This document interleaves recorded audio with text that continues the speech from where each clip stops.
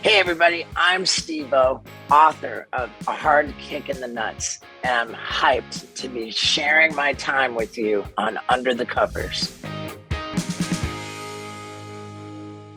On my new tour, I come out on stage and my first joke is that I'm in a terrible situation. I'm Steve-O in my 40s. And that's something that gets a laugh. And the idea of confronting middle age is really kind of weighing heavily on me. And I think that if I wrote like a guide to middle age, that might be cool. So we made a book of wisdom gleaned from a life of terrible decisions. It's kind of part comedy, part self-help, and just really sincere. It's certainly not an exercise in trying to make myself look good. And that becomes very clear very quickly. At my core, through and through, I am an attention whore. That being the case, which I'm okay with, middle age and old age is particularly scary because I feel this unbelievable need to be the center of attention, to have everybody looking at me.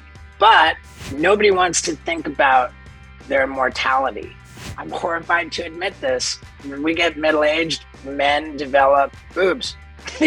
I have distinct underboob. The indignity of it is just too much to handle. So I need to lash out at the God that allowed this to be possible and turn my man boobs into double Ds. Mortality as a subject of comedy is really challenging. And that's what I'm going for. I'm not big on regrets. There's all kinds of stuff I regret having done in my personal life where I did harm. But in my professional life, whenever I've done harm to myself physically, that's generally translated to great footage and a great story.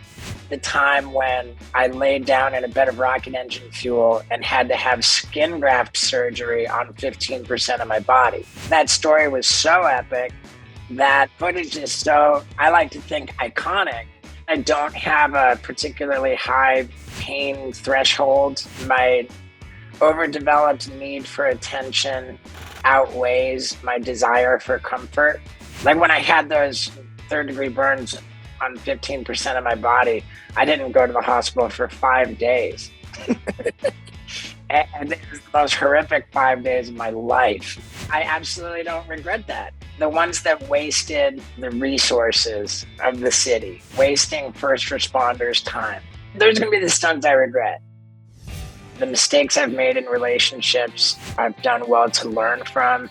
And it basically boils down to conducting myself at all times when nobody's watching as I would if the love of my life was watching. And that's a tall order. I feel strongly that finding love is not about finding the right person, but rather it's about becoming the right person. Whenever people ask me for advice, just in a general sense, I always say that whatever it is you want to get into, my advice is to stop waiting, hurry up and get into it. With the one caveat being to make sure that you're learning the correct way. So the last thing you want to have to do is unlearn bad habits. I don't necessarily view writing a book as an exercise in therapy. I'm profoundly grateful and frankly proud to be the kind of person who doesn't feel the need to hide anything about who I am or what I'm about. I feel pretty comfortable going through life with no filter whatsoever and just putting out there like the truth of who I am. My experience has taught me a lot of things, and I respectfully submit. The meaning of life is to get off your ass and pick something to make your life about, and go with enthusiasm. When you're passionate about something, you are doing God's work. And in my case, I'm doing God's work when I shove something up my butt.